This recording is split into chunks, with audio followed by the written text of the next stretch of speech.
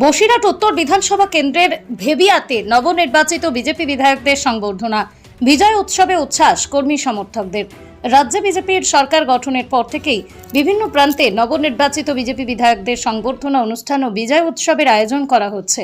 সেই ধারাবাহিকতায় এদিন বসিরহাট মহকুমার বসিরহাট উত্তর বিধানসভার ভেবিয়া এলাকায় অনুষ্ঠিত হল বিজেপির নবনির্বাচিত বিধায়কদের সংবর্ধনা অনুষ্ঠান।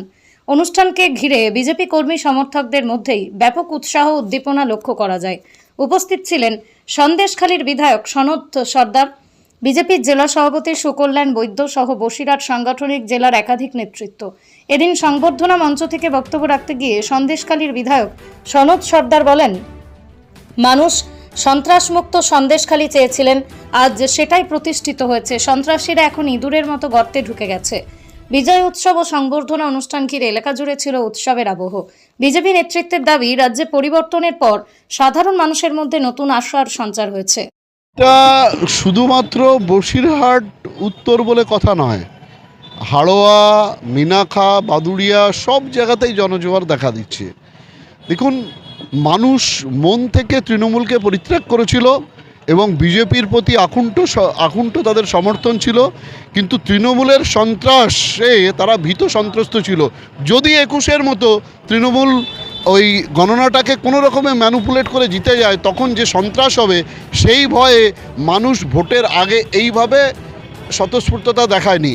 কিন্তু যে মুহূর্তে তারা ভোট দিতে পেরেছে মন খুলে, তারা বুঝে গেছে জয় নিশ্চিত। আর 4 তারিখের পর থেকে আমরা যেখানে সভা করছি, যেখানে মিছিল করছি, মানুষের ঢল নামছে। এইটা মণ্ডল স্তর পর্যন্ত আমাদের হয়ে গেছে।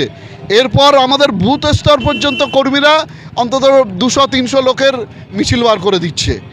এরপর পাড়ায় পাড়ায় হবে, এরকম পরিস্থিতি সৃষ্টি হচ্ছে। এটা মানুষের উচ্ছ্বাস আছে। দেখুন, মুখ্যমন্ত্রী এখনও হারের হ্যাংওভার কাটিয়ে উঠতে পারেননি।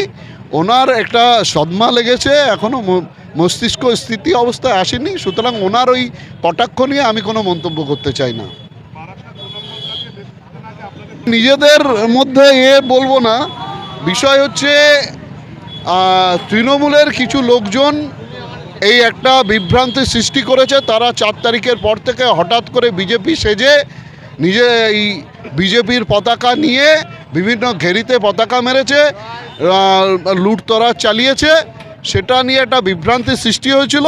তারপর আমরা সেখানে গেছি, কার্যকর্তাদের ডেকেছি, কথা বলেছি এবং কঠোরভাবে গাইডলাইন বেঁধে দিয়েছি, যেটা আমাদের মাননীয় রাজ্য সভাপতি, মাননীয় মুখ্যমন্ত্রী এবং মাননীয় সংগঠন সম্পাদক আমাদের যে গাইডলাইন বেঁধে দিয়েছেন, সেই গাইডলাইন আমরাও একদম বুথ স্তর পর্যন্ত বেঁধে দিয়েছি। এখন সব ঠিকঠাক আছে।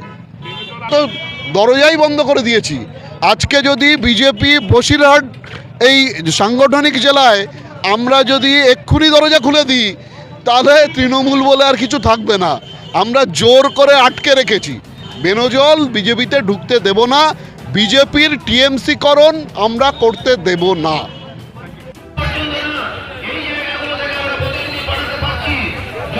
भारत माता की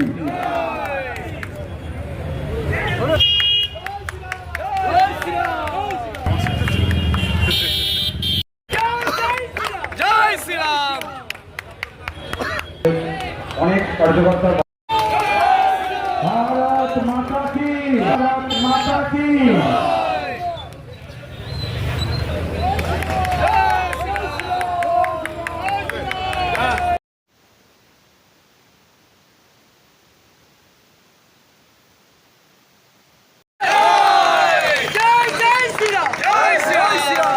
অনেক কার্যকর্তা বাইরে দাঁড়িয়ে আছে, এই জন্য